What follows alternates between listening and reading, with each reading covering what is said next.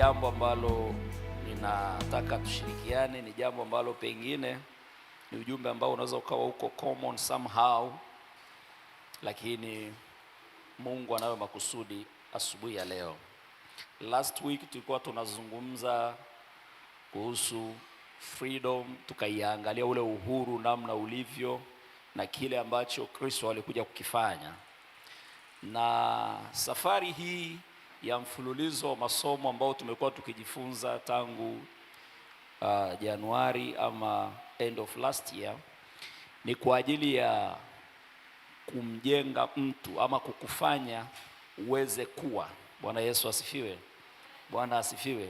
Injili imekuwa ikihubiriwa na watu wameipenda injili, wakaisikiliza injili na wakakubali mara nyingine kuiamini injili kwa namna ambavyo wameiamini ili kwenda mbinguni. Sawa? Mara nyingi kwa Wakristo wengi umuhimu wa injili ama umuhimu wa Kristo unaonekana kwenye safari ya kwenda mbinguni. Sasa kwenda mbinguni ni jambo zuri sana, lakini kile ambacho Mungu alikuwa amekikusudia sio mwanadamu kwenda mbinguni, ila ilikuwa ni mwanadamu kuwa, to become. Bwana Yesu asifiwe. Bwana asifiwe.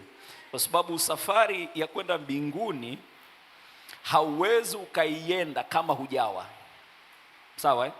Only those ambao they've become sons, hao ndio watakao kwenda, kwa sababu they've become, wamekuwa. Bwana Yesu asifiwe. Kwa hiyo safari yetu, kuna ile mnasemaga Waswahili kwamba hata ukioga uende, si ndio? Hata kama ukioga uende mjini, sio? Hii itatukuta sana Wakristo, kwa sababu safari yetu sisi kubwa sio kwenda, ni kuwa, kwa sababu tukiwa automatically we belong there. Kwa hiyo tumekuwa tukijifunza vitu vingi ambavyo vinatupelekea ama vinatusogeza karibu na Kristo. Tunajaribu kufanana na yeye. Hizi huduma Mungu alizitoa, anasema kwamba ili kukamilisha mwili wa Kristo, ili kukamilisha mimi na wewe. Kukamilisha kufanya nini? Kukamilisha kwenda mbinguni? Hapana. Kukamilisha to become, kuwa Kristo. Bwana Yesu asifiwe. Kwa sababu mwili wa Kristo ni nini? Ni Kristo. Bwana Yesu asifiwe. Bwana asifiwe. So tumekuwa kwenye series ama mfululizo wa mambo ama masomo ambayo at the end, mwisho wake ni kuniandaa mimi na wewe to become Christ, kuwa kile ambacho Mungu alikikusudia, kuwa yule ambaye Mungu alimdesign ile siku alikuwa anasema na tufanye mtu kwa mfano na kwa sura yetu. Amen. Amen. Sasa ultimate goal ama malengo makuu ya uokovu ama ya salvation, the story nzima ya salvation ni kumrestore mwanadamu ama kumrudisha mwanadamu kuwa kile ambacho Mungu alikidesign mwanzoni. Vita yetu, safari yetu, mambo yote ambayo tunaweza kuyafanya, at the end of day, kile alichokuja kufanya Kristo kitakuwa na maana tu kama kinatupeleka sisi kuwa kama yeye. Lakini kama kinatufanya kuwa wa Kristo peke yake, sio kuwa Kristo, bado huo sio mpango wa salvation wenyewe, sio mpango wa wokovu wenyewe. Kwa hiyo mpango wa wokovu halisi ni kumrestore mwanadamu kuwa kile ambacho alikidesign kwanza. Kwa sababu Mungu alipomdesign mwanadamu, baada ya ile corruption ya pale Edeni ambayo tunaifahamu, si ndio? Baada ya corruption ambayo ilitokea, mwanadamu akaingiwa na impurities, akaingiwa na vitu ambavyo sio halisi, sio kusudi la Mungu kufanya. Sawa sawa eh?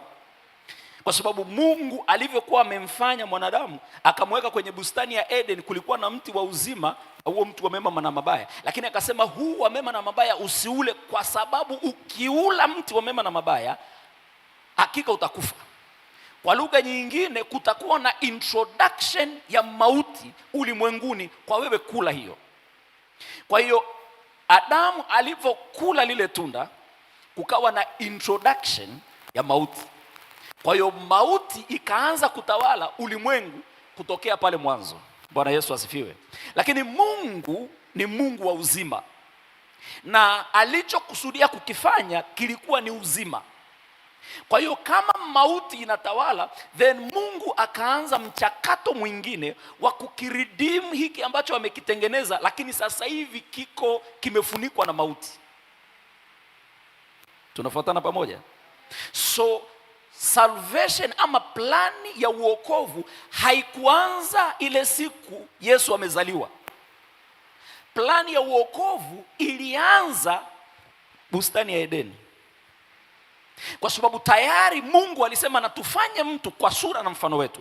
Akamfanya mtu, lakini corruption ilipoingia, Mungu akaanza kutengeneza mpango wa kumkomboa mwanadamu, sio ili aende mbinguni, ya kumkomboa mwanadamu awe kile ambacho Mungu amekusudia kiwe. Sasa ninajua hii inaweza ikawa ina disturb baadhi ya Wakristo wenzangu na walokole wenzangu, kwamba kwa nini unapenda sana kutuzungumzia haya mambo ya kwenda mbinguni? Kwa sababu unapoweka focus yako sehemu isiyo sahihi, manake direction yako sio sahihi. Bwana Yesu asifiwe. Kwa hiyo sio kwamba niko against kwenda mbinguni. By the way, mtanikuta. Sio kama nitakufa wa kwanza, ila mtanikuta. Kuna namna tu nitafanya, mtanikuta. Sawa? Kwa hiyo siko kinyume na safari ya kwenda mbinguni, hapana. Ila nataka kufungua macho, tuondoke kwenye safari, tuanze kuwa. Kwa sababu when you become, listen, wewe unaweza ukafanya safari. Niliwahi kuwatolea mfano hapa nikasema, kuna wengine wenu hapa, akina Mwambeje, kina Mhana, mkija Moshi, mkija Kilimanjaro, ninyi mnakuja kutembea, si ndio? Ila mimi nikienda wanasema nimerudi nyumbani. Yaani nimeenda nyumbani kwa sababu I belong there. Mimi ni sehemu ya pale. Kwa hiyo when you become, unapobadilishwa na kufanywa, then automatically hakuna safari ya kwenda mbinguni, kwa sababu mbinguni ni kwenu, ni kwako. Kwa hiyo you belong, wewe asili yako, wewe ni mtu wa mbinguni. Kwa hiyo wewe ni mwana, and therefore mbinguni ni nyumbani. Kwa hiyo siko kinyume na safari ya watu ya kwenda mbinguni, wala si kukatishi tamaa kwenda mbinguni. Nataka nikuonyeshe kwamba kuna makusudi mengine makubwa ambayo Mungu aliyakusudia, lakini adui for some reason amefanikiwa kutukamata watu wote na kutuweka kwenye basi inayokwenda mbinguni, and therefore we become in effect hapa ulimwenguni, kwa sababu wote tuko kwenye treni ya kwenda mbinguni. Bwana Yesu asifiwe. Bwana asifiwe. Mbinguni tutaenda, kwa sababu ukifa tutaenda. Lakini Mungu anataka tufahamu kweli, tuifahamu kweli, tujue kitu halisi ambacho ndio makusudi ya salvation. Kwa sababu kama wokovu ni kwenda mbinguni, tushaye kusema tena, kama wokovu ni kwenda mbinguni, tungekuwa tunajifia tu unapookoka. Wachungaji wote wangekuwa wamepewa bereta, wanaingia nazo kanisani, si ndio? Ukiokoka unakula moja ya kichwa, tunakuwa umeenda mbinguni, kwa sababu huna sababu ya kuwepo mbinguni. Lakini alichokuwa anakusudia Mungu ni kingine kikubwa sana. Kwa hiyo plani ya uokovu ni kumrestore mwanadamu kurudi kwenye original, ambayo ile original ni hipi? Mungu alisema na tufanye mtu kwa mfano wetu na kwa sura yetu, alafu akajimimina sehemu yake ndani ya mwanadamu. Bwana Yesu asifiwe. Bwana Yesu asifiwe. Kwa hiyo Mungu anategemea sasa wale aliowafanya wafananishwe kabisa na Kristo. Sio ili waende mbinguni, no, ili wawe wamoja na Kristo, operations za Mungu ziendelee, kwa sababu kile alichokusudia kimekuwa. Amen. Kwa hiyo ultimate plan ama goal ya salvation ni kumrestore mwanadamu kurudi kwa Mungu mwenyewe. Asa nikizungumza hivyo unaweza ukafikiri kwamba mwanadamu anatoka kule anakuja kwa Mungu. Ndio maana labda hata hii safari ya mbinguni ina make sense sana ukizungumza mara nyingine kwa sababu ya lugha yetu. Lakini actually kinachofanyika ni hiki ambacho Mungu amejimimina ndani yake, ameweka ndani yake, kumekuja impurities ambazo zina suppress, kwa sababu ni sio vya asili. Ile carnality ya mwanadamu, ile hali ya what is carnal mind, carnality naweza tukaisemaje? Ule ukimwili, ile hali ya ukimwili ambayo asili yake ni ulimwengu, sio asili yake sio mnanielewa vizuri? Yeah. Kwa hiyo kuja ikiwa na nguvu, ama mwili wako ukiwa na nguvu, una suppress kile ambacho kiko ndani yako ambacho ni halisi, ile kweli iliyoko ndani yako. Ndio. Sawa sawa? Amen. Kwa hiyo alichokuja kukifanya ni kuredeem, ni kukifungua kile kilichoko ndani yako, kukipa control ya wewe. Yeah. Kwa sababu tukiongozwa na mwili, Biblia inasemaje? Wasome wa Biblia hapo mmegoma. Si mnaambia muongozwe kwa roho, si ndio?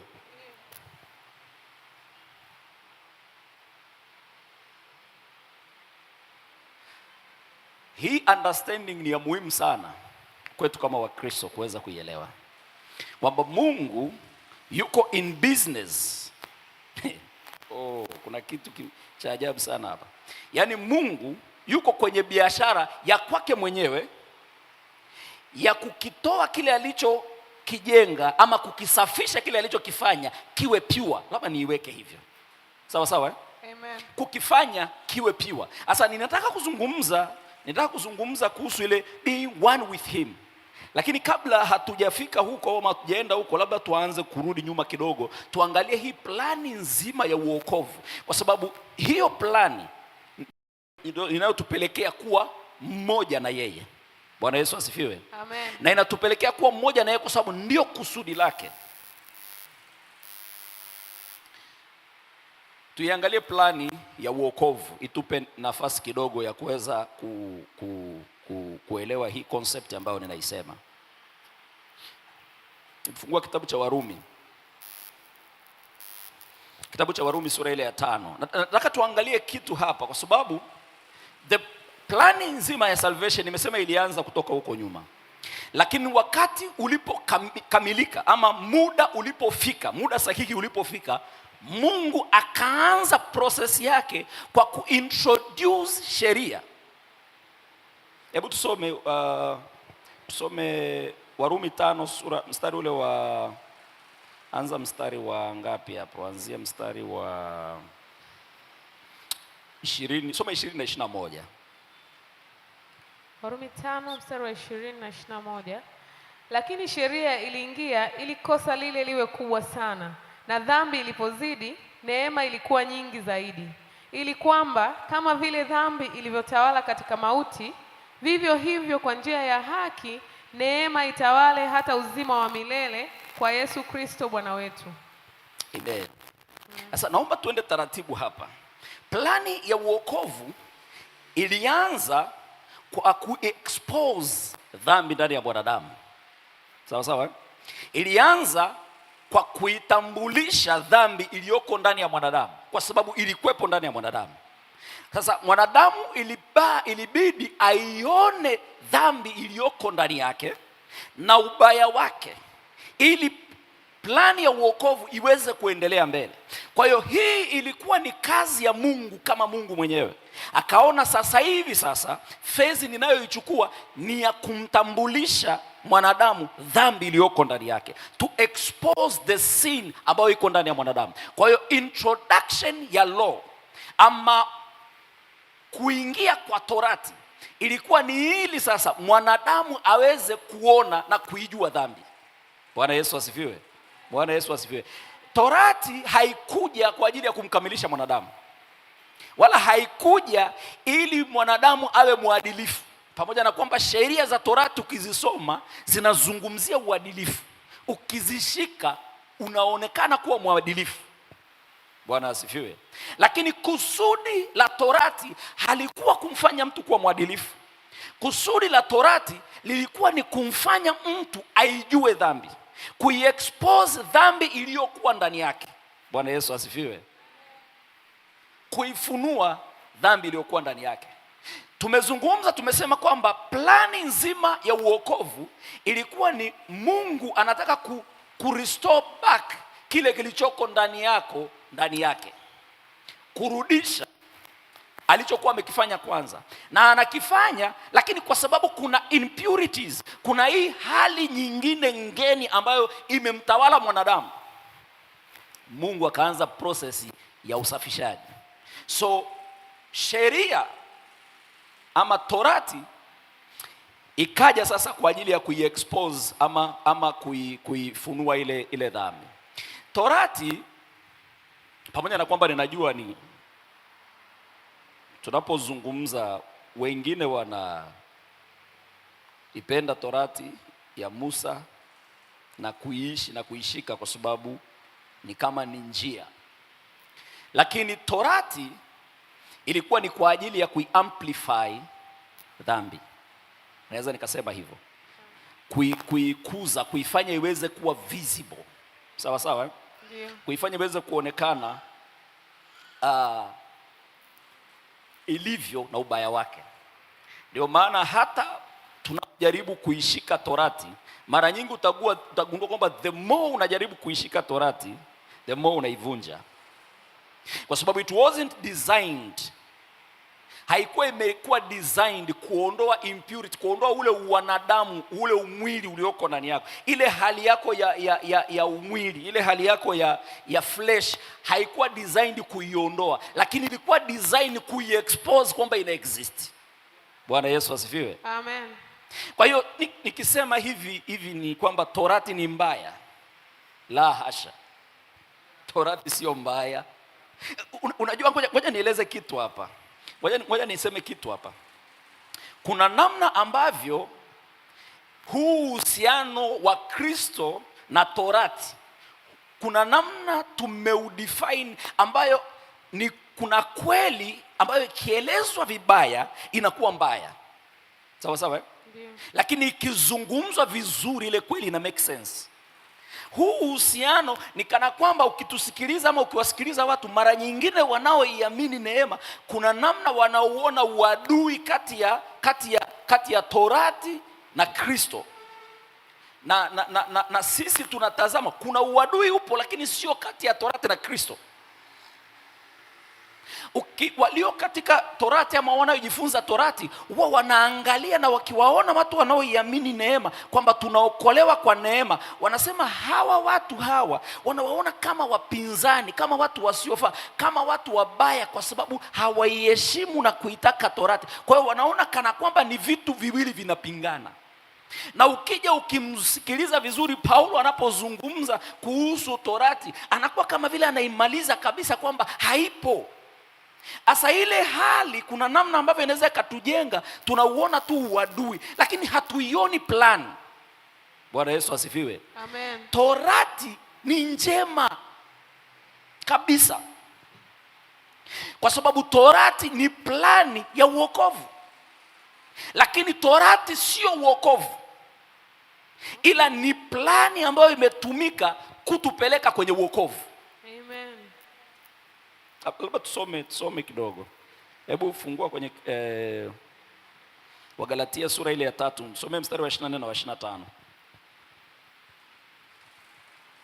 Wagalatia 3 mstari wa 24 na 25.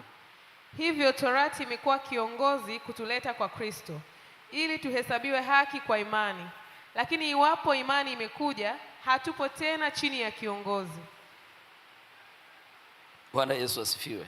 Amen. Kwa hiyo torati imekuwa kama kiongozi. Torati ni kama mshenga. Torati imewaleta mpaka kwa Kristo. Kwa hiyo torati, it was designed kuwasogeza watu kuja kwa Kristo. Bwana Yesu asifiwe. Kwa hiyo torati sio destination. Halo? Tuko pamoja? Amen. Lakini torati ni njia ambayo ilitumika. Kumbuka ninatumia ile neno ilitumika kuwaleta watu kwa Kristo. Baada ya watu kufika kwa Kristo, neema na kweli vinachukua hatamu ya kuwapeleka hawa watu kwenye kile halisi ambacho Mungu alikusudia kiwe. Sisi kama tunaelewana humu ndani. Amen. Tuko pamoja. Ndio. Unajua mara nyingine kuna watu mzee Sisha alipokuwa anatuambia tushare vitu kwenye mtandao. Sasa tukawa hatuna cha kushare. Yaani hatuoni kabisa cha kushare. Fikiria uone kabisa cha kushare. Lakini kuna kazi hii kubwa aliyoifanya Kristo, haifai kushare ndugu zangu? No, inafaa kushare. Bwana Yesu asifiwe. Amen. Inafaa kushare. Torati alikuwa ni mshenga wa kutuleta kutukabidhi kwa Kristo. Actually wa kuwaleta kuwakabidhi kwa Kristo. Kwa sababu by then sisi tulikuwa hatujawa bado. Sawa sawa. Lakini baada ya Kristo kinachopaswa kuoperate sio torati tena, bali ni nini? Ni neema na kweli. Kwa hiyo huu adui ulioko haupo. Hawa ni partners tu wawili ambaye mmoja ame-expire, mmoja haja-expire, ndio yuko in operation. Hello? Amen. Kwa hiyo torati imetusaidia ama imewasaidia wanadamu wakaijua dhambi, imeusaidia ulimwengu, dhambi ikawa exposed, ili neema na kweli atakapokuja dhambi iondolewe. Na dhambi itakapoondolewa, then kitaishi kile ambacho Mungu alikidesign kwanza, ambacho hakikuwa na mawaa wala doa. Amen. Bwana Yesu asifiwe. Amen. Sasa tunaanza kupata confusion kidogo hapa, kwa sababu tunajua kwamba tukitenda mambo mema, sasa hapo ndio tumempendeza Mungu, hapo ndio tumekuwa watakatifu. Kutenda mambo mema ni sawa, kwa sababu hata Biblia inasema kwamba tumeitwa ili tuyatende yale mema ambayo tuliwekewa kwanza kabla ya kuumbwa kwa misingi ya ulimwengu. Kabla ya ulimwengu haujaumbwa, nilikuwa na package ya mema ambayo ninatakiwa kuifanya. Amen. Lakini tunapokea msamaha bure kwa neema. Hii ni muhimu sana kuisikiliza. Tunapata msamaha bure kwa neema. Sasa ukisikiliza ikiwa roho namna hiyo, unaona kama umeshaielewa vizuri, lakini hebu tuiangalie vizuri sana. Tuendelee mbele zaidi, kwamba mwanadamu ameingia kwenye hali ya kukosa, kwenye dhambi. Mwanadamu amekuwa sasa ana impurities, kumekuwa amplified ile carnality ndani yake, ile hali ya kuongozwa na mwili imekuwa kubwa kiasi kwamba ndio imekuwa ikimuongoza mwanadamu. Kwa hiyo mwanadamu anaenda kwa mwili na wala sio kwa roho. Lakini sasa Mungu anataka amchomoe mwanadamu kutoka kwenye kuongozwa na mwili, aanze kuongozwa na roho, kwa kuwa kile ambacho yeye alikuwa amekusudia. So law inakuja kukuonyesha ulivyo, inakuja kukuonyesha ulivyokuwa, lakini yeye anakuja kukufanya alivyotaka. Sika kuna mtu anaenda sawa huko ndani. Amen. Na haikuonyeshi kwa neema, inachokifanya haikufanyishi kitu ilikuwa, ila unaiamini unakuwa. Amen. Hello? Yeah. Waefeso sura ya 2. Waefeso sura ya 2 mstari wa 8 na mstari wa 8 na wa 9. Waefeso 2:8-9. Kwa maana mmeokolewa kwa neema kwa njia ya imani, ambayo hiyo haikutokana na nafsi zenu, na ni kipawa cha Mungu. Wala si kwa matendo, mtu awaye yote asije akajisifu. Mungu, naomba anisaidie hapa niongee taratibu kweli. Anasema kwamba tumeokolewa kwa neema. Sawa Tumeokolewa kwa nini? Kwa neema. Lakini neema maana yake ni nini? Ni kule kustahilishwa, si ndio? Yes. Kupewa kustahili. Lakini hupewi tu kustahili, lazima kwanza uwe haustahili. Sio kama mnanielewa vizuri. Amen. Kwa hiyo mwanadamu, nataka uone hivi vizuri. Kwa mwanadamu ambaye hastahili kwa sababu ya impurities, kwa sababu ya vile alivyo sasa, Mungu anaamua kumfanya afae. Lakini sio kwa sababu yeye mwanadamu anataka kufaa. Halo? Amen. Bali ni kwa sababu Mungu bado yuko kwenye plani yake ya kumfanya mtu vile ambavyo yeye anataka.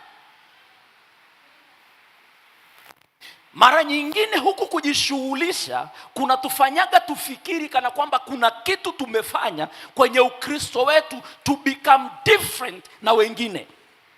Hata watu ambao mmepewa neema ya kuiamini neema, unaweza ukadhani kwamba kuna kitu umefanya ili kuwa tofauti na wengine ama kupata understanding tofauti.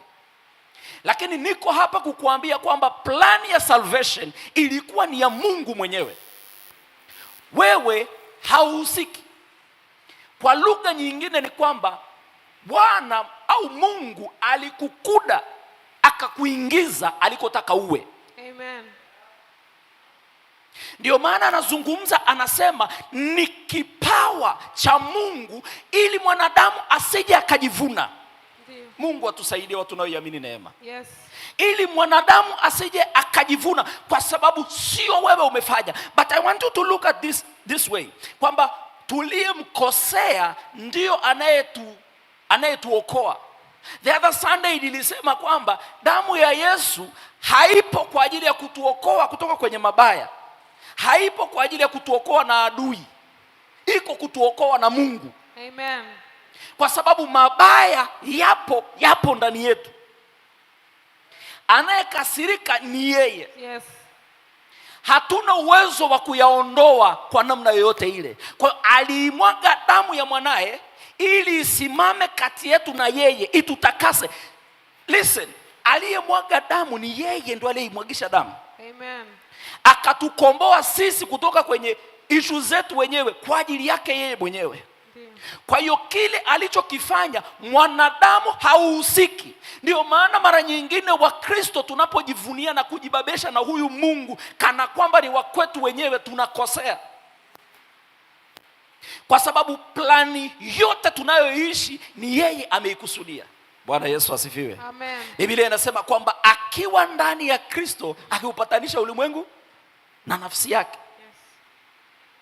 Manake ni kwamba Mungu ndio mwenye hii safari yote ya salvation ambao sisi tupo. Amen. Hii inanisaidia nini? Hii inanisaidia kuiamini neema. Halo? Amen. Kwa sababu kama neema ninapaswa kutumia nguvu zangu ama kufanya chochote ili nielewe na nini, then nimefeli. Kwa sababu haiwezekani. Neema ni game anayocheza Mungu mwenyewe. Ni kazi anayoifanya Mungu mwenyewe ndani yako. Wewe unahitaji tu kukubali aifanye.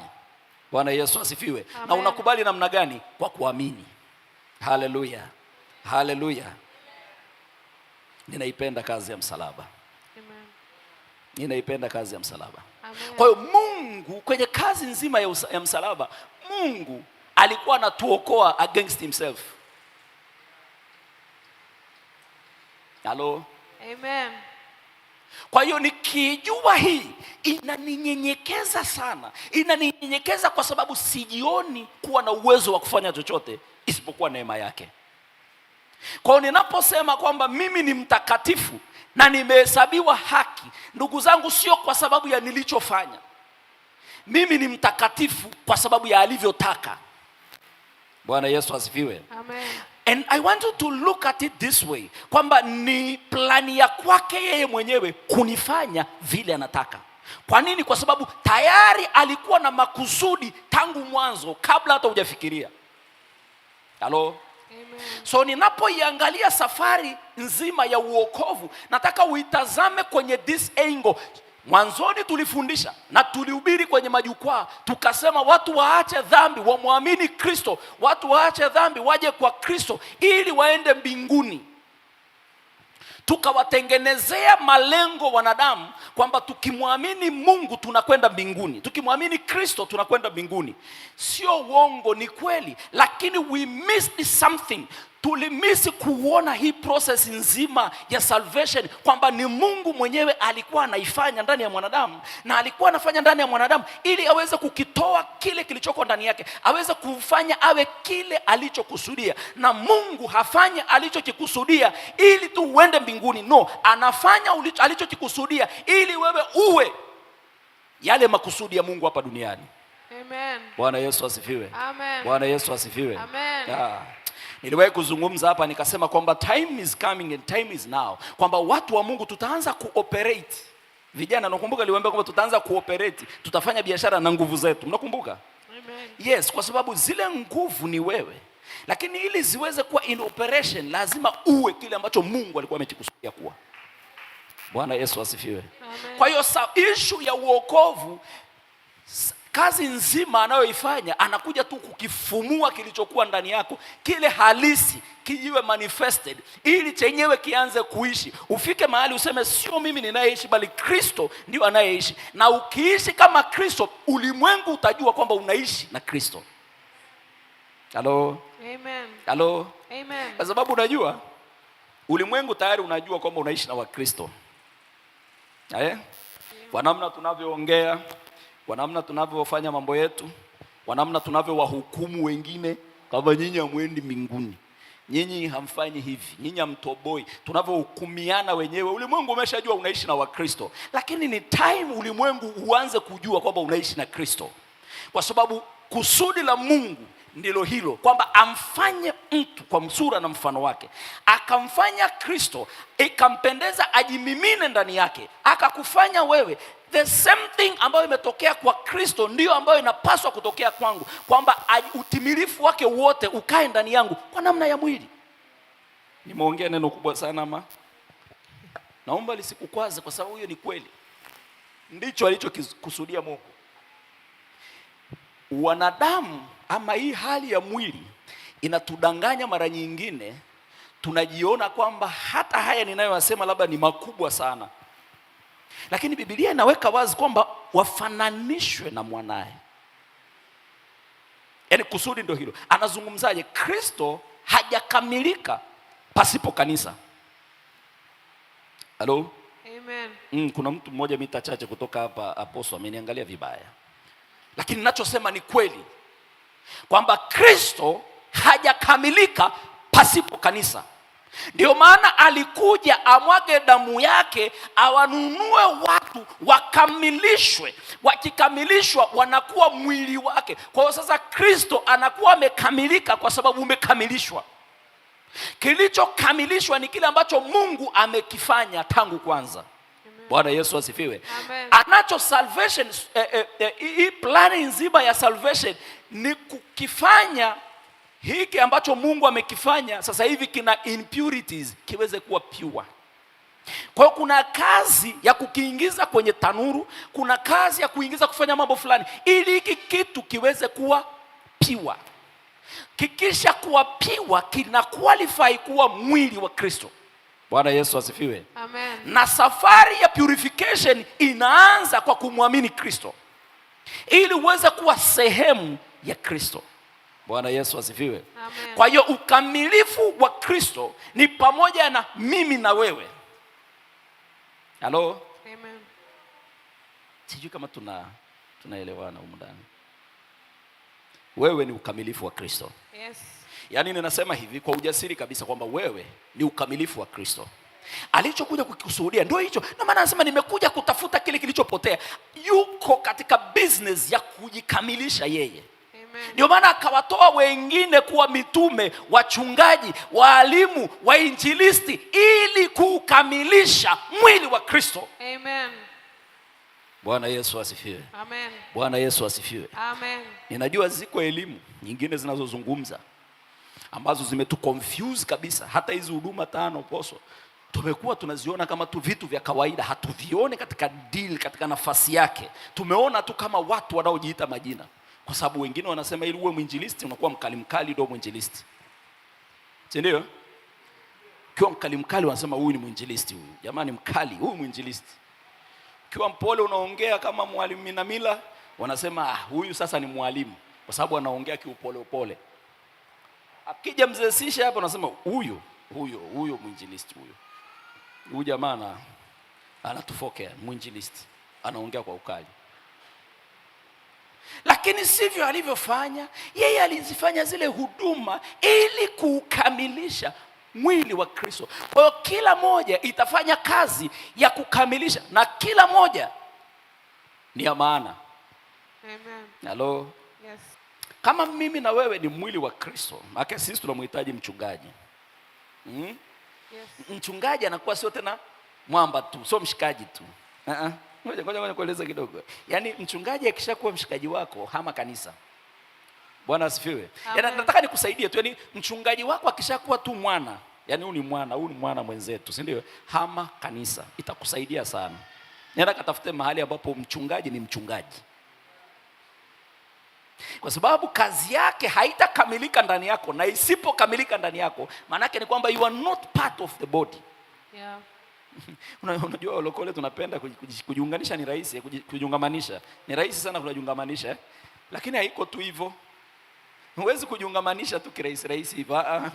Yana mfumo wake. Bwana Yesu asifiwe.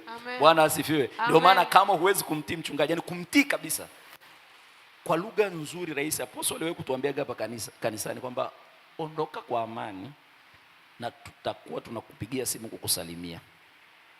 Unajua ni kwa sababu gani? Kwa sababu ukiondoka itakufaa wewe. Sio, mnanielewa eh? Yaani iko hivi, tangu Mungu ametupa neema kwenye mwaka huu, tuna safari ambayo tumeianza. The journey of becoming. Sawa sawa eh? Yes. At the end of this journey, it is expected someone to become. Yes. Lakini kama uko na mwamba na mshikaji, mko naye mshikaji mwamba, kwa hiyo neno lake kwako haliwezi kuwa neno. And then haikupeleke mahali kokote. Bwana asifiwe. Bwana asifiwe. Mimi ninaamini kwamba Mungu ameweka watumishi mbalimbali. Sawa eh?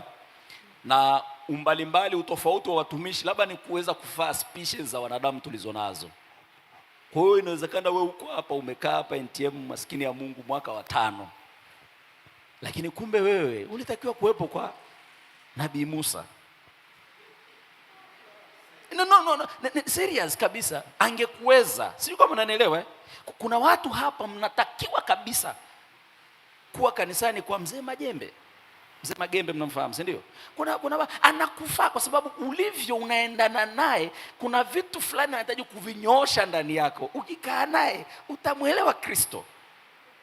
Si ndio? Amen. Hata jeshini, ili jeshi mnaloliona, jeshi la Tanzania, JWTZ, si ndio eh? Wale askari wote mnaowaona sio sawa, hawafanani. Hawafanani utendaji, hawafanani performance, hawafanani vitu kibao. Kuna vikundi mbalimbali ndani ya jeshi hili. Kuna wengine wamekuwa trained, hawa ni makomando. Wanaweza kuinfiltrate kwenye ngome za maadui, wanaweza kufanya kwa, ni kikundi, ni elite, ni kikundi fulani kimetengwa pembeni, ni kanisa, ni eklesia. Jeshi nako kuna makanisa, sawa? Kuna kanisa la makomando. Wale wako trained in a different way. Kuna mtu mmoja alinisikia akasema kwamba unafundisha vizuri, sema namna yako kidogo ni yani ni imekaa, kuna jinsi ukiifanya yani nyepesi kidogo itakuwa yani watu wengi sana watavutiwa na wewe. Nikamuelewa kwamba yeye sio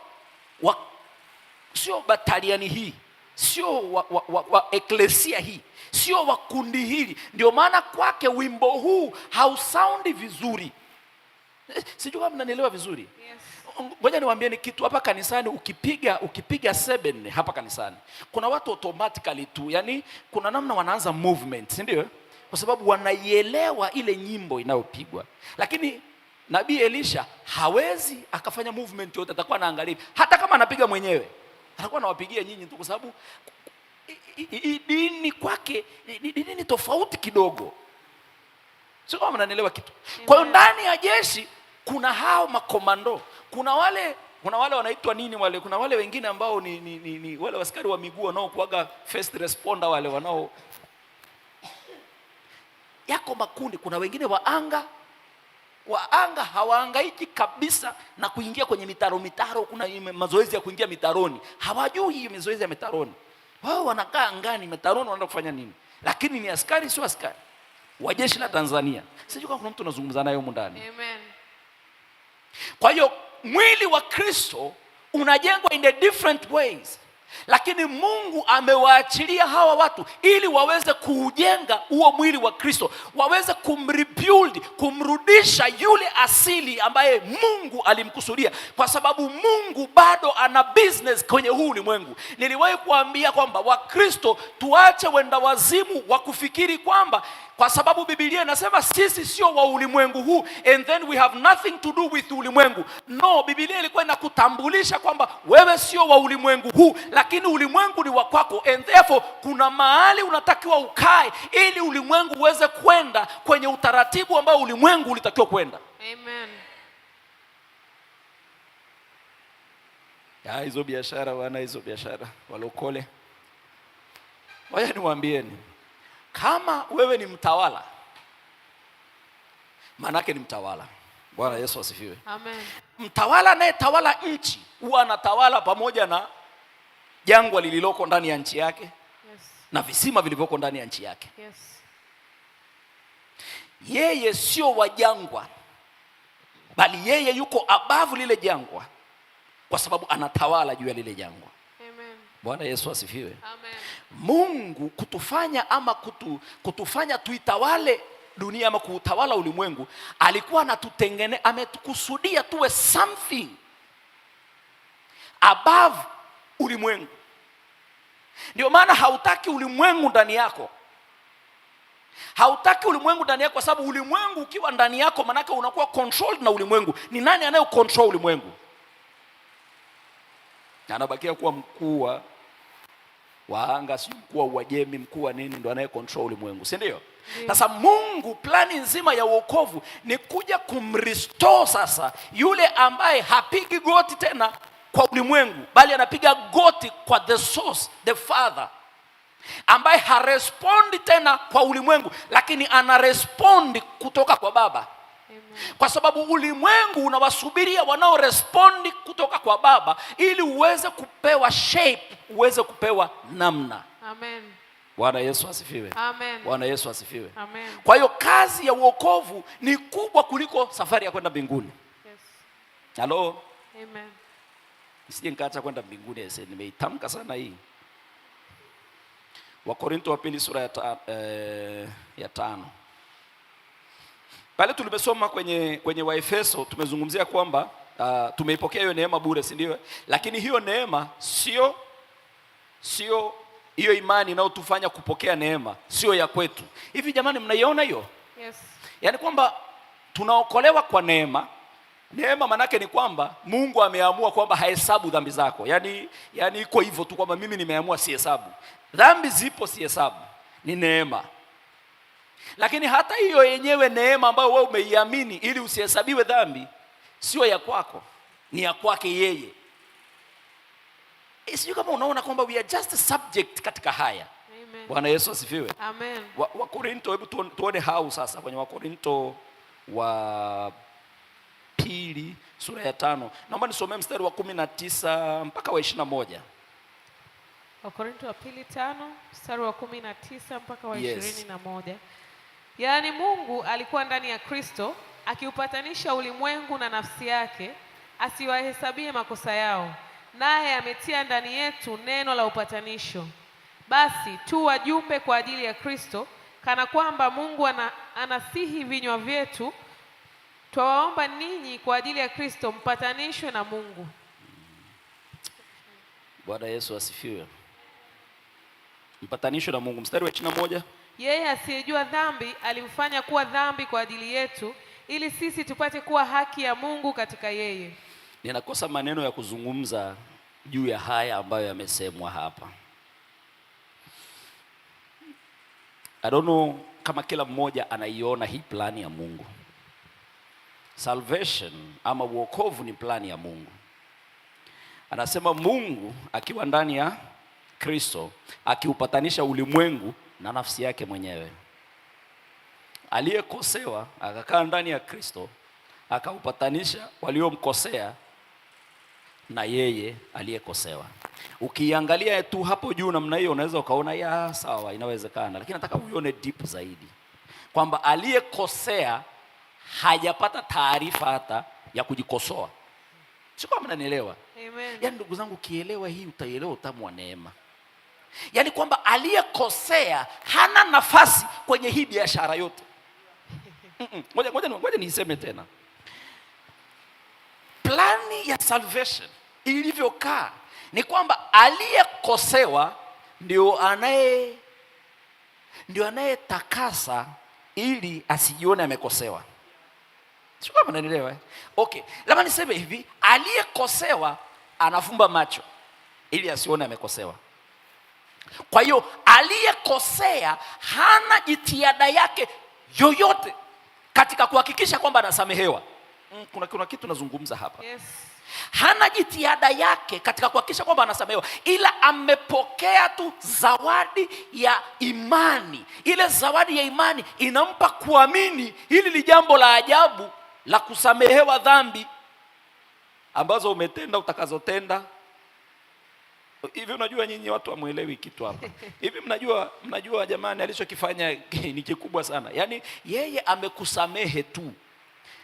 Sio kwamba umeamua sio kwamba umeamua, wewe hujaamua, ile yeye ameamua kukusamehe. Amen. Wakati anakusamehe alikuwa anajua kwa hakika kwamba huyu ninayemsamehe huyu namjua, anaenda kunipiga tukio pale. Kwa sababu hiyo, acha nimwage damu ya Kristo, nitengeneze msamaha wa milele. Amen. Ili hata akinipiga tukio kule nisimuone. Hii kitu bwana imekaa. Yaani najua utanipiga tukio. Kwa hiyo naiweka hii damu hapa ili utakaponipiga tukio nisikuone. Ila najua umenipiga tukio, ila nimeamua kutokuona. Daudi akaichungulia, anasema wanaheri hawa, anaheri mtu yeyote ambaye Bwana hamhesabii dhambi zake. Amen. Dhambi zilikuwepo, lakini Amen, aliamua kutokuzihesabu kwa sababu ameamua kutokuzihesabu. Na ngoja nikwambie kitu, alikuwa hafanyi hivyo kwa ajili yako. Unajua kuna kitu hapa, unaweza ukajivuna sana, ukajiona wa maana sana kwamba Mungu yani ameamua ni kufanya yote kwa ajili yangu. Ukiwa unataka kufikiria hivyo, fikiria tena. Si ndio? Mara nyingine wanadamu tunajiona super privileged, si ndio? Sawa, lakini fikiria vizuri, kwa sababu kuna mahali nilisoma anasema kwamba mende ana uwezo wa kukaa bila kichwa kwa siku 3 ndo akafa. Alafu mwanadamu ukikata kichwa unakaa muda gani kabla hujafa? Unakufa immediately, si ndio? Kwa hiyo tunapomwendea Mungu tumwendee kwa adabu. Yaani tujue tu uwezo wake na jinsi ambavyo ameturehemu ni pakubwa sana. Sijui kama unanielewa. Yaani tuichukulie kwa uthamani wake, kwa sababu sikiliza nikwambie, ameyafanya hayo yote kwa ajili yake mwenyewe. Bwana Yesu asifiwe. Ili akurestore. Sasa hii habari inanipa nini? Hii habari inanipa mimi joy ndani yangu, inanipa changamko sana, kwa sababu nilikuwa siujui mpango, ameweka mpango mwenyewe, na mpango wenyewe nikiuangalia ni wa kunielevate kuwa kingine kilicho bora zaidi ya vile ambavyo nipo katika mwili. Amen. Ndio maana nina sababu ya to rejoice in him, not because kuna kitu nafanya ili no. Nina rejoice kwake kwa sababu yeye mwenyewe anao mpango mwema kwa ajili yangu. Amen. Bwana Yesu asifiwe. Amen. Bwana Yesu asifiwe. Amen.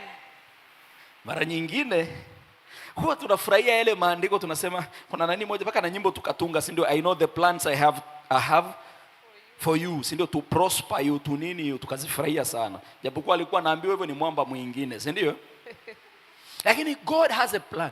Mungu anayo plani kwa ajili yako. But guess what? Plani ya Mungu ambayo ni kubwa kuliko zote, sio ya kukupa gorofa. Ya mwelewi nyinyi kwamba gorofa hata watu wasiokuwa na akili sawa sawa wanaweza wakapiga tukio moja wakajenga gorofa. Yes. Lakini plani yake ambayo ni kubwa ni hii ninayozungumza, plani ya salvation, plani ya restoration, plani ya kumgeuza mmoja aliye katika mwili na kumfanya kuwa Mungu katika mwili. Amen. That's a plan. Hiyo ni plani kubwa sana, kwa sababu ukiwa kwenye hiyo plani unajua ni nini? Unasema vitu viwe na vinakuwa. Yes. Amen. Hello. Amen. Wale ambao Bwana ana plani na nyie za kuwa prosper, siwavunji moyo, ninawaambia ni kweli, lakini plani ya Mungu ni kubwa kuliko hiyo. Kwa sababu when you become, ndugu zangu, sijui tutaelewana namna gani, when you become, unapokuwa, mimi naona kama hiyo ndio the big deal, si ndio? Hebu kungekuwa kuna mfano, kuna uwezekano wa kuwa mtoto wa mfalme, yani ingekuwa inawezekana. Hauoni kama ni kitu ambacho tungepambania sana kuwa mtoto wa mfalme? Kwa sababu nikisha kuwa mtoto wa mfalme, sina ninachofanya ila nina enjoy privileges. Yes. Siko mnanielewa eh? Amen. Una enjoy tu privileges. Yani privileges zilizoko ikulu unazienjoy. Not because nini umefanikiwa tu kuwa mtoto. Asa bahati mbaya hakuna namna ya kufanya ili uwe mtoto, unazaliwa mtoto. Kwa hiyo habari njema ama injili ya kweli ni hii ya kumwambia mtoto ambaye yuko porini kwamba ndugu yangu sikiliza, wewe ni wa ufalme, uko uliko wewe ni wa ufalme, patanishwa na yeye, ubadilishwe uwe kile halisi, uwe mwana wa mfalme, uanze kuenjoy privileges za ufalme. Ninaweza kuwahubiria privileges za ufalme tukaishia kuzitamani, lakini sio kuzipata. Ngoja niwaambieni, privilege za ufalme hata kama ukizipata huwa zina tabia fulani. Mwenye nacho kabisa akipata anakuwa ametulia. Yes. Si ndio? Yes. Ila ambaye sio fungu lake akipata anasumbua. Sio kama unaelewa? Na anachosumbua sio yeye anasumbua, ila ukweli ni kwamba anasumbuliwa. Yaani kilichokuja kwake kinamsumbua, kinamfanya anakuwa kitu cha ajabu. Ndio maana kuna watu wakiwa upgraded kidogo kwenye maisha, cha kwanza wengine wanahama kanisa. Mtu mmoja aliwahi kuniambia kwamba naenda kutafuta sehemu ambayo kuna changamoto ambazo za level kidogo, unajua. Nasema ni vizuri ukae kwenye kanisa ambalo linakupa changamoto, yani wewe una shida gani ya changamoto? Tukusengenya au tufanyeje? Una shida changamoto gani unazungumzia? Akumbe anamaanisha anaenda kanisa jingine lenye watu wa level yake. Sio kama mnaelewa Kwa sababu Bwana amemuinua sasa hapa. Hakuna anayemchallenge. Yeye ndio yeye, unamwangalia utamchallenge. Kwa hiyo yeye yuko radhi aondoke akatafute mahali unafanya nini? Watu watamchallenge.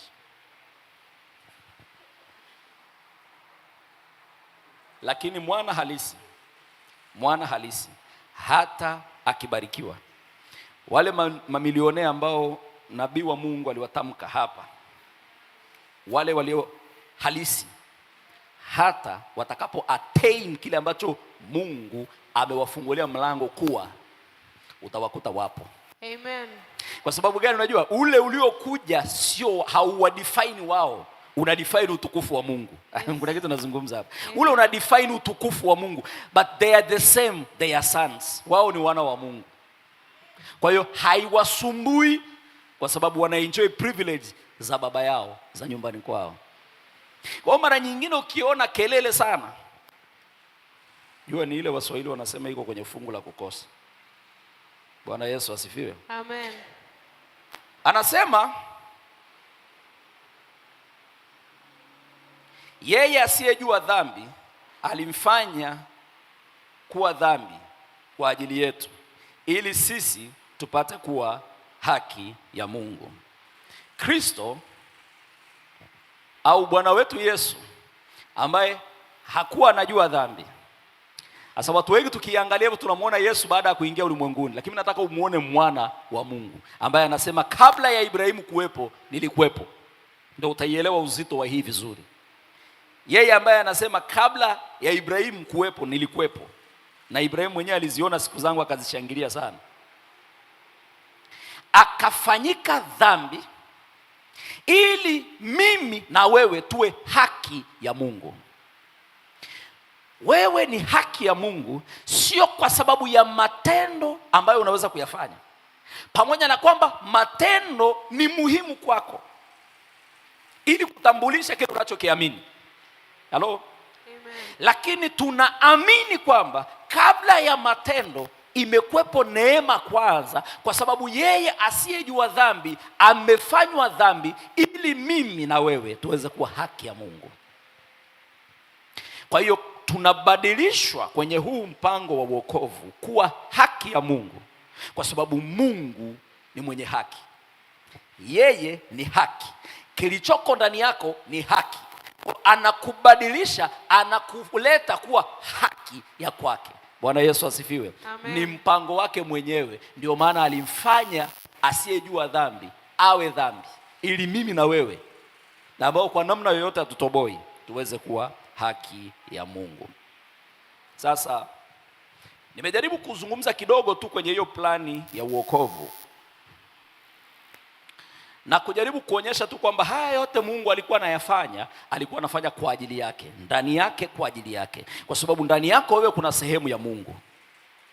Tuko pamoja? Amen. Kwa alikuwa anafanya kwa ajili yake, ndani yake. Kwenye kitabu cha Yohana sura ya 15 ukisoma kuanzia mstari wa 5 au hata ukianza tangu mstari wa kwanza mpaka wa 5, anazungumza, anasema, au tuisome? Hebu tafuta Yohana sura ya 15, nisomee mstari wa kwanza mpaka wa 5, alafu tutakuwa tumemaliza tu hapo, usijali. Mimi ndimi mzabibu wa kweli na Baba yangu ndiye mkulima. Kila tawi ndani yangu lisilozaa huliondoa, na kila tawi lizaalo hulisafisha ili lizidi kuzaa. Nanyi mmekwisha kuwa safi kwa sababu ya lile neno nililowaambia. Kaeni ndani yangu nami ndani yenu. Kama vile tawi lisivyoweza kuzaa peke yake lisipokaa ndani ya mzabibu, kadhalika nanyi msipokaa ndani yangu. Mimi ni mzabibu, ninyi ni matawi. Akaaye ndani yangu nami ndani yake, huyo huzaa sana, maana pasipo mimi ninyi hamwezi kufanya neno lolote. Mungu anisaidie kwenye hiki. Plani nzima ya wokovu, makusudi ya Mungu ni hiki. Anasema yeye ni mzabibu, baba yake ni mkulima. Kusudi la haya yote anafanya tukae ndani yake na yeye ndani yetu. Kwa lugha nyingine, plani nzima is to restore us back to him, back in becoming. Sio, mnaelewa? Tunakuwa restored, tunarudishwa kuwa kile alichokikusudia. Sasa alichokikusudia ni nini? Aliukusudia huu mzabibu. Yesu anasema mimi ni mzabibu, ninyi ni matawi. Ukikaa ndani yangu na mimi ndani yako, then utazaa sana. Maanake ni kwamba Mungu ana plani yake ya uzalishaji. Ndio maana anasema baba yangu ni mkulima. Sasa analima kwa ajili gani? Anajua mwenyewe. Labda nataka kwenda kutengeneza wine au something, anajua mwenyewe. Lakini alichokisema ni mkulima. Kwa hiyo mkulima amelima mzabibu. Zabibu pasipo matawi sio zabibu. Mtaita nini? Mtaita nini? Kamba. Mtaita kitu gani? Kwa hiyo ameutengeneza mzabibu ukiwa na matawi ndani yake. Kwa hiyo habari njema tunaizungumza ili kufanya wewe uliye tawi ndani ya mzabibu kujua kwamba wewe ni tawi katika mzabibu. Na ukijua hivyo unatakaswa. Ukitakasika, anazungumza, anasema baba yake anapruni, na anapopruni kwa maneno haya unayoyasikia yanakufanya wewe kuwa. Sio kama kuna mtu mnasaidiana huko ndani. Amen. Haleluya. Amen. Na anazungumza vitu vya ajabu sana pale jamani, ambapo anasema kwamba na tawi lisilozaa huwa analiondoa, analikata. Sio kama mnaiona position ya Mungu. Mnaiona nafasi ya Mungu? Yes. Mungu sio huyu Uncle God ambaye watu wanamsema, ambaye eti wanasema hana sovereignty. Sio huyo, sio huyo. Kuna Mungu najua wa baadhi ya watu ambaye yeye uwezo wake tu ni kwenye ule mti anaweka tu mbolea. Si ndio? Sababu hawezi kukata, ataua. Na Mungu haui kwa mujibu wa wanavyoamini. Lakini natamani watu hawa wangenisikia kwamba ndugu zangu, Mungu katika uwezo wake anafanya alichoona. na sisi ni sehemu ya bigger plan ya Mungu. Kwa hiyo Mungu yuko kwenye mkakati na mpango wake. Anasema Kristo Yesu yeye ni mzabibu, sisi ni matawi, lakini Baba ndiyo mkulima. Kwa hiyo Baba ndio aliyemfanya Yesu, alafu akawafanya na ninyi kuwa matawi ndani yake Yesu, ili mumzalie sana yeye Baba. Huyu Baba ana uwezo wa kufanya nini? Wa kuprune. Tawi lisilozaa anaweza akalikata na akalitupa nje, likaenda kukanyagwa huko nje na watu, na hakuna swali utamuuliza, kwa sababu yeye ni mkulima. Amen. Mkulima akikata matawi yake, huwezi kusema kwa nini unakata, au kusema mkulima amekosea. Kwenye process ya pruning kuna vitu vingi huwa vinaendelea. Bwana anavyolisafisha, yako mengi huwa yanaendelea, ambayo wengine unaweza ukasema kwamba Mungu hawezi kufanya hivyo, lakini mimi nakwambia Mungu anaweza kufanya hivyo. Bwana Yesu asifiwe. Amen. There are issues in your life. Kuna mambo kwenye maisha yako ambayo yanatokea na yatatokea, ambayo ni Mungu kabisa amehusika, pamoja na kwamba hayavutii, lakini process zake za purification haziwezi kuwa always smooth, zikawa tamu nyakati zote. Kuna nyakati utafeel unpleasant, kuna nyakati utafeel hali sio yenyewe, lakini tunaiharibu faith. Ninapenda kitu kimoja alizungumza apostle hapa siku moja, akasema kwamba tuendelea kushikilia kile ulichoamini kwanza, kwa sababu ulichokiamini kwanza ndicho Mungu alichosema. Lakini situation unayokutana nayo hapa katikati sio ikufanya ubadilishe ulichokiamini kwanza, ila uendelee kuamini ulichokiamini kwanza. Amen. Kwa sababu hii situation ni ya kukuimarisha kwenye kile ulichoamini kwanza. Yes. Lakini ukiwa ni mtu unayebadilisha kulingana na moto unaotokea kwenye maisha yako na kusema Mungu hayuko hivyo, Mungu hawezi kukupelekea moto wa staili hiyo, Mungu ni mwema sana. Ni kweli Mungu ni mwema sana, ndio maana mara nyingine inabidi akupige nyundo ili unyooke. Bwana Yesu asifiwe. Unaweza ukasimama pale ulipo. The journey of becoming, God is calling us to become that which he predestined, kile ambacho alikikusudia. And mimi na wewe kwa muda mrefu sana tumekuwa tuna operate kwenye frequencies ambazo pengine ni chini kidogo ya vile ambavyo Bwana alikuwa amekusudia. Ndio maana Mungu anazungumza na sisi haya sasa. Leo tumeiona plan ya salvation ilivyokuwa, not entirely, lakini nimezungumza baadhi ya vitu ovyo ovyo, lakini kwa mpangilio, to just give you picture katika safari ya kuwa mmoja na yeye. Faith ama imani, ambayo Biblia inasema kwamba ni kipawa ambacho tumepewa, inakuja kwa kusikia. Kwa kusikia hili neno ninasema kwamba wewe ni mwana kabisa wa Mungu. Uungu unakaa ndani yako, ndio maana nakufanya wewe kuwa mtakatifu. Actually Bwana anatakasa sehemu yake iliyoko ndani yako kwa kuondoa impurities, kwa kuondoa ile fikra ya kibinadamu. Fikra za kibinadamu huwa zinatuambia sisi ni wanadamu, hatuwezi, sisi ni wanadamu, ni wakosaji. Lakini ya kimungu inasema wewe ni mwana, na imemchukua Mungu trouble ya kumtoa mwanae wa pekee Kristo Yesu, kumwaga damu yake ili kuizuia hasira yake juu yako. Nataka ufahamu kwamba wewe ni wa thamani, lakini wokovu uliopokea ni wa thamani zaidi.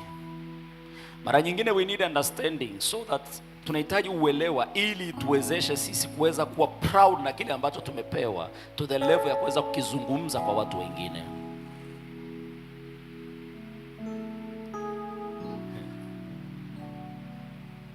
Tumekasema kwamba tutapataje kupona tusipojali wokovu mkuu namna hii?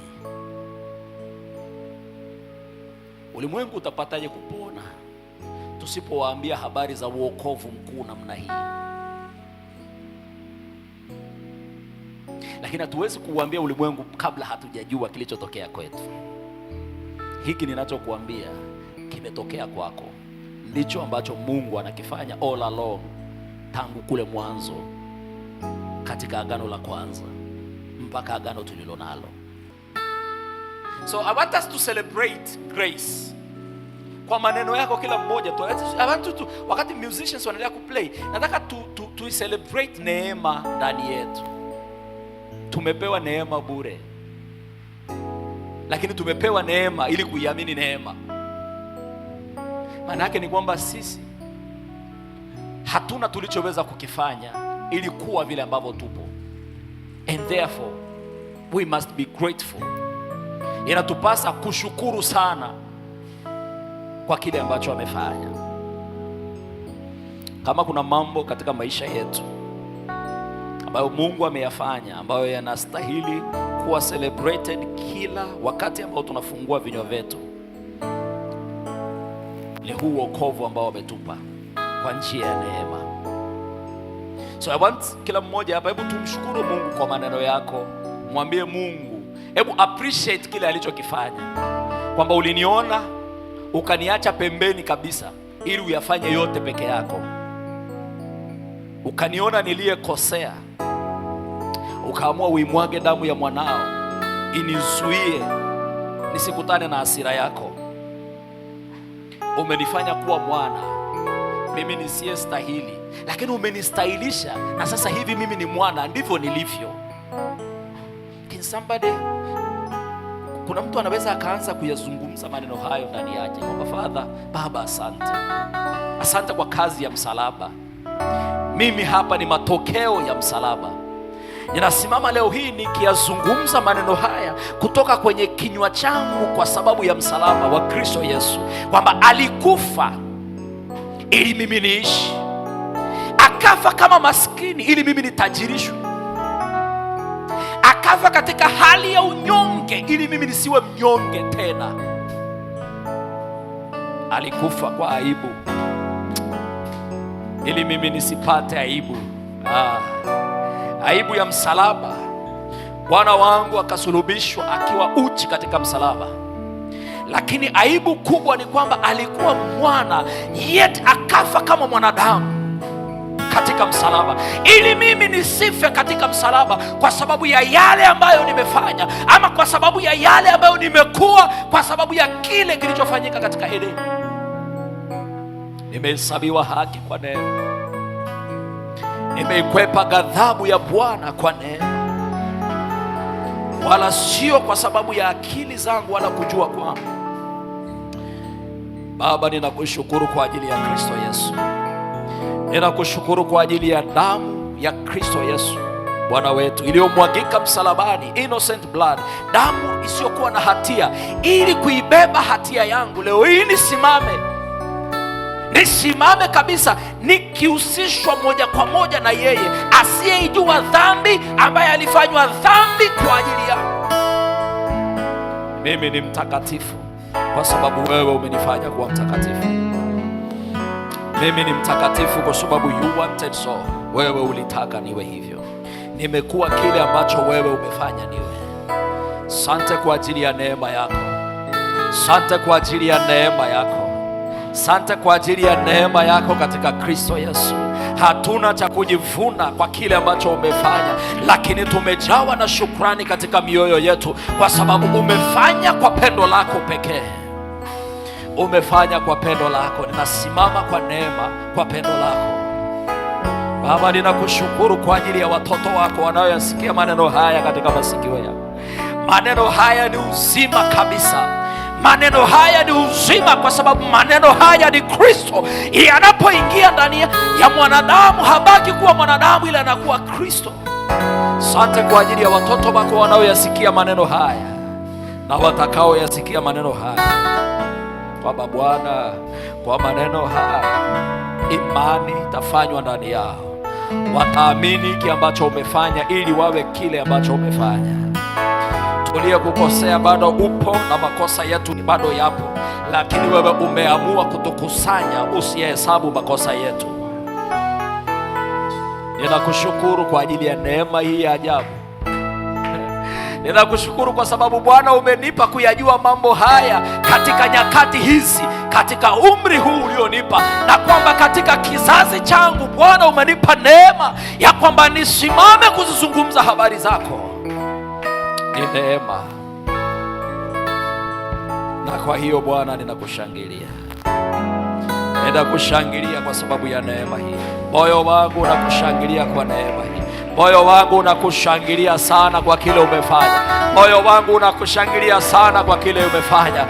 Moyo wangu unakushangilia kwa kile umefanya, kwa sababu usingelifanya haya, ni nani angeniokoa na mwili huu? Ni nani angeniokoa na asili hii? Lakini kwa neema pekee. Father, I glorify you. Father, I glorify you. Ninakushangilia Bwana, ninakutukuza Bwana kwa yale ninakutukuza. Moyo wangu umejawa na unyenyekevu mwingi kwa sababu ya kile umefanya. Sina hata nguvu, sina hata maneno, sina chochote ninachoweza kusimama nacho mbele yako zaidi ya neema, zaidi ya hii neema kwamba umefanya, umenisamehe, umenihesabia haki, umenifanya mwana, nami nimekuwa kile ulichokikusudia. Kile ulichokusudia kinaushinda ulimwengu, kwa sababu sio cha ulimwengu. Bwana, umenifanya kuushinda ulimwengu. Umenipa mamlaka juu ya ulimwengu. Umenipa mamlaka ya kukomandi katika ulimwengu. Ukasema kwa wale watakaoamini, lolote mtakalolifunga duniani litafungwa hata mbinguni. Tumeipokea mamlaka hii kwa neema. And Father, we glorify you. We glorify you. Tunakutukuza kwa yale ambayo umefanya.